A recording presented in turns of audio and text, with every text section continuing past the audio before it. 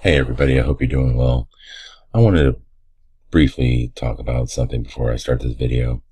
It has come to my attention, brought to me by a subscriber. I put his link in the description bar and gave him credit for this. He sent me a link with the creator of the first quantum computer giving a lecture. Now, what you will see is something so interesting. And I'll tell you what, it really is pretty spooky stuff.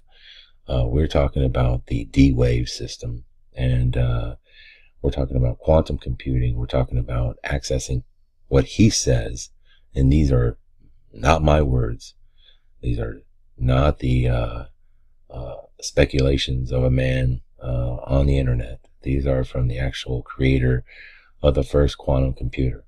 And he says that, and I quote, they are accessing parallel universes very similar to one just like ours.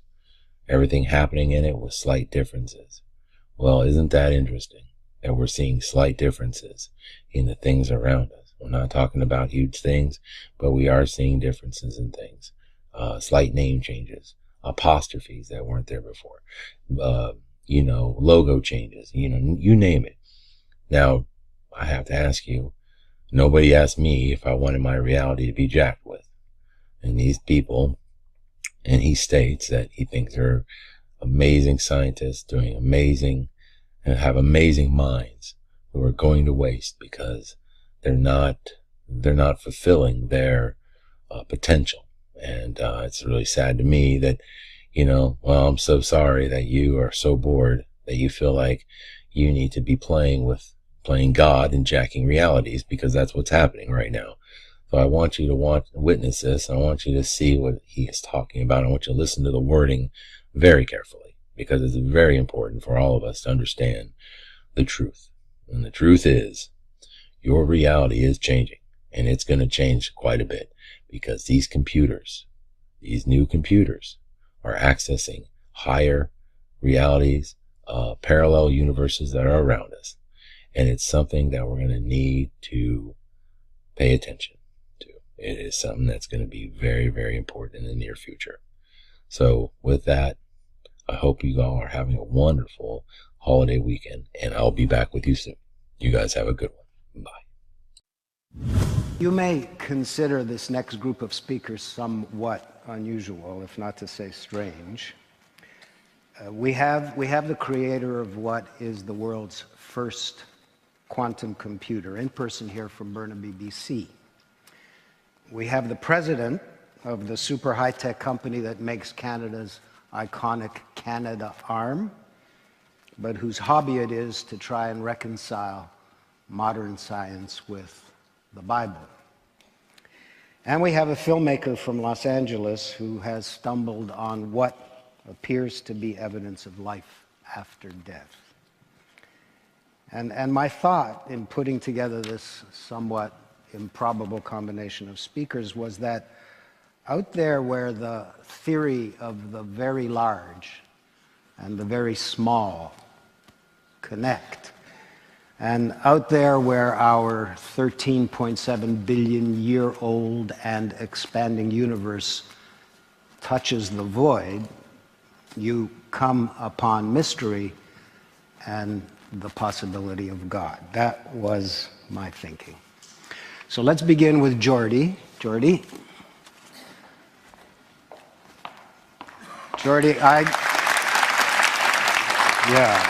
don't understand much about quantum computing except that it's supposed to be the next big thing in power and in speed, and that you are the only company in the world now actually making one.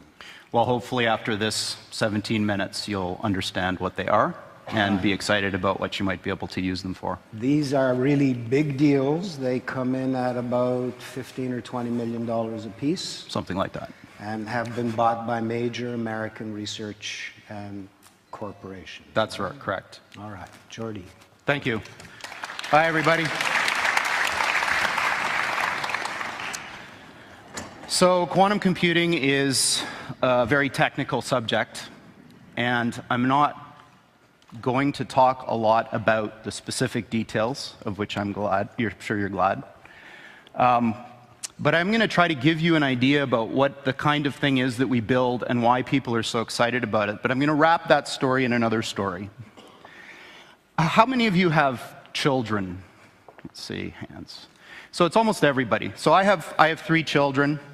The youngest is 4. The oldest is 8.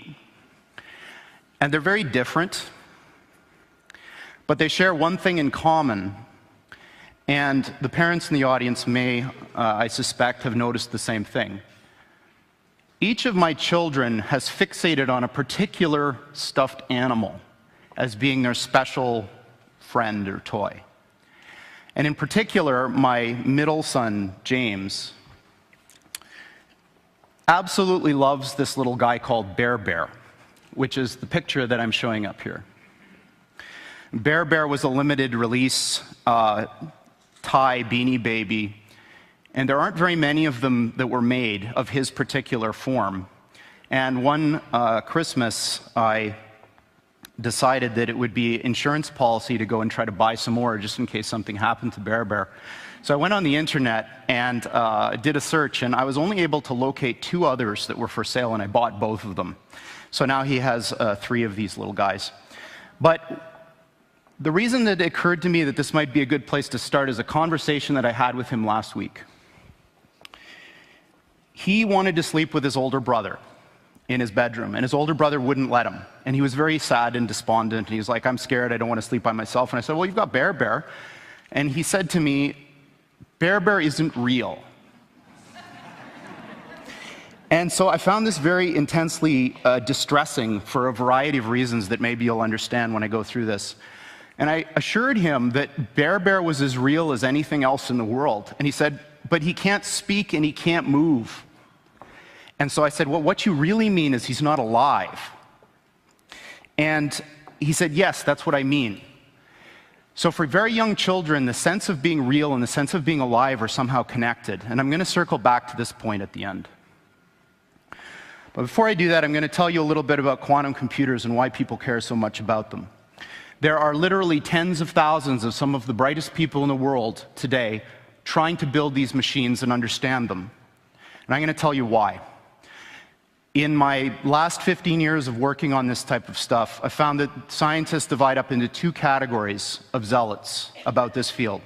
The first half are people who are absolutely entranced by the physics of these things.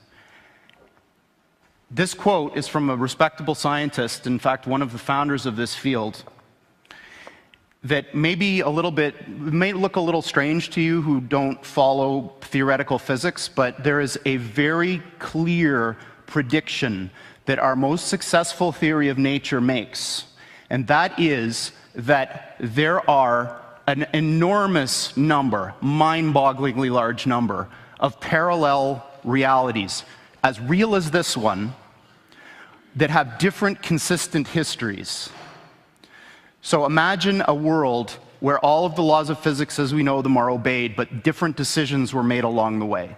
Different decisions at the level of tiny microscopic particles, different decisions all the way up to what you chose to eat for lunch, and whether you chose to come to this session or not.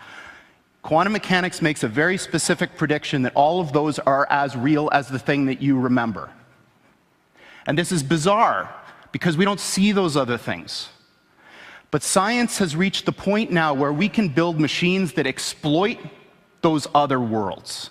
And quantum computers are perhaps the most exciting of all of these that we have within, or almost within our grasp right now. So people from a physics background love this. They want to understand the world. They want to understand the universe, how it all works. There's another type of person who tends to come from the computer science side that's like, yeah, okay, that's all great. But there's a different thing going on here, which is just as exciting, if not more, and that these machines that supposedly can do this wild stuff, let's forget about how they work, if you could build one, could solve problems that you could never, ever solve with any computer of the sort that we build. If you took every single atom of silicon in the world and made the most sophisticated conventional Intel-style processor that you could build, There are problems we know of that I could write down on a sheet of paper that you could never, ever, ever solve with that thing, that you could with this kind of machine. So that's very exciting. Humans use tools to do things. If you give humans a new kind of tool that can do things that you couldn't otherwise do, imagine the possibilities. So you may think, well, this is all fine and dandy, but aren't these things in the realm of theory and speculation, kind of in the same regime as other futuristic things you may have heard of, which may be allowed by the laws of physics but aren't here yet? That's not true.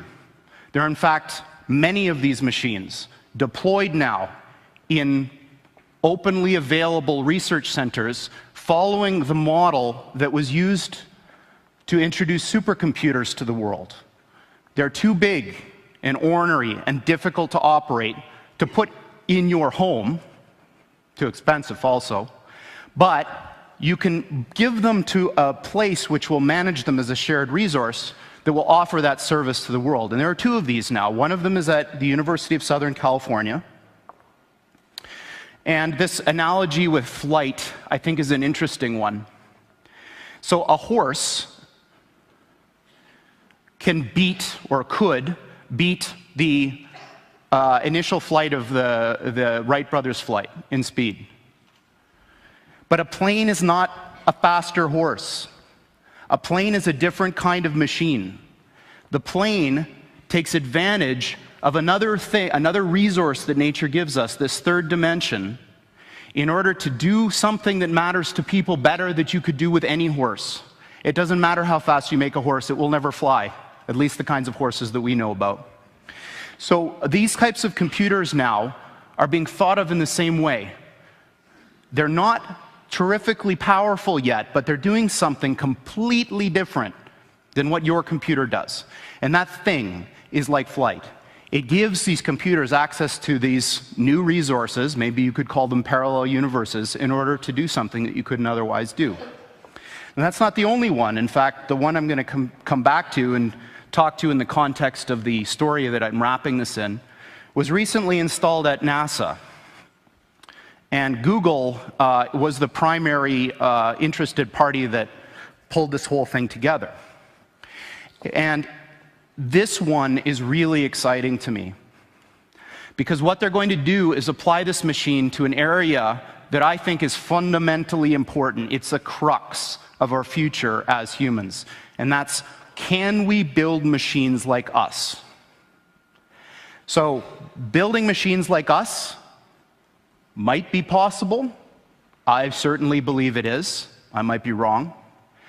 But what I do know is that the types of approaches that people are taking now to build intelligent machines benefit immensely from what this machine that we've built does best. So what this center is about is applying this beautiful new computational idea in the service of trying to make intelligent machines. Now, I can't think of anything personally any cooler than trying to use quantum computers to build intelligent machines, so this is very exciting to me.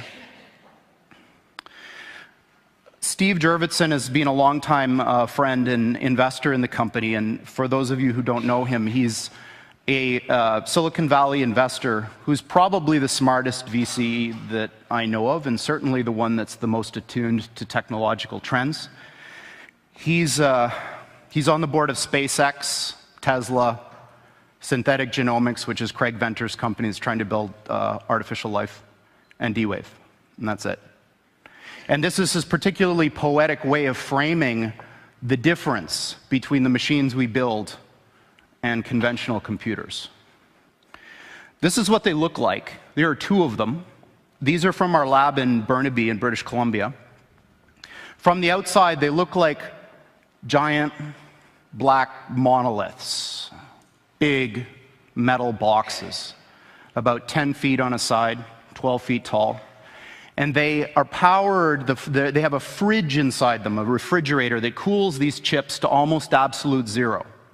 Just a wisp, a fraction of a degree above absolute zero.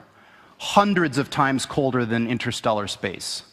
Amongst the coldest and most isolated and extreme conditions that humans have ever been able to engineer. These fridges, interestingly enough, which are called pulse tube dilution refrigerators, have a thing called a pulse tube, which emits a sound roughly once per second, which sounds eerily like a heartbeat. So if you have the opportunity to stand next to one of these machines, it is an awe-inspiring thing, at least for me. It feels like an altar to an alien god. They really are impressive machines. At the heart of this big box is a tiny chip about the size of your thumbnail. And on this chip resides all of the wonder and magic that makes this thing go. I'm not going to describe in any mathematical detail how it all works, but let me give you an analogy. In quantum mechanics, there's this concept that a thing can exist in two states which are mutually exclusive at the same time, quote unquote. And I'm using those words because the English language was developed before we had concepts to describe what these things actually are doing. But I'm going to give you a roundabout way of understanding this. Imagine that there really are parallel universes out there, and now imagine you have two that are exactly identical in every respect, all the way out to the horizon as far as we can see, down to the last little atomic detail of every single thing, with only one difference. And that's the value of a little thing called a qubit on this chip, which is a contraction of quantum bit. And that qubit is very much like a bit or a transistor in a conventional computer. It has two distinct physical states, which we call 0 and 1 for bit. In a conventional computer, these are mutually exclusive. That device is either one or the other and never anything else. In a quantum computer, that device can be in this strange situation where these two parallel universes have a nexus, a point in space where they overlap. And when you increase the number of these devices, every time you add one of these qubits, you double the number of these parallel universes that you have access to, until such time when you get to a chip like this, which has about 500 of these bits, you have something like 2 to the 500th power of these guys living in that chip. So the way I think about it is that the shadows of these parallel worlds overlap with ours. And if we're smart enough, we can dive into them and grab their resources and pull them back into ours to make an effect in our world. Now, this may sound very odd to you and bizarre, and in fact, I am using language that a normal theoretical physicist probably wouldn't use, but this is, what I'm telling you is absolutely correct and in line with the way that these things actually work. We've been doing this for some time now, and in fact, we have our own version of Moore's Law. The doubling of the number of these qubits on the chip has happened once a year for the past 9 years. So for the last 9 years, every year, the number of these qubit devices has doubled, and it will continue to do so. As a point of reference, in terms of how fast these things are, in one generation of chip, the one from the system that was installed at USC to the one that Google and NASA have now, the speed of the device went up by almost 500,000. This is the kind of progress that you're going to see with these types of machines going forward. And 500,000 sounds like an abstract number, but I put up a little mental comparison here to see what 5,000 really means. 500,000 is a big number when it comes to speed. All right, so now I'm getting into the last part of my talk where I'm going to make some predictions, some dangerous predictions. So predictions are very dangerous for a variety of reasons. Often they're wrong, which is one. But I think they're important because predictions somehow are our internal desires made manifest. Predictions are about what we want to happen, maybe not what will happen. And I'm going to make 3 predictions, and all of them are dangerous in the sense that they're very unlikely to happen, maybe, but I think that there's a very good chance that they may.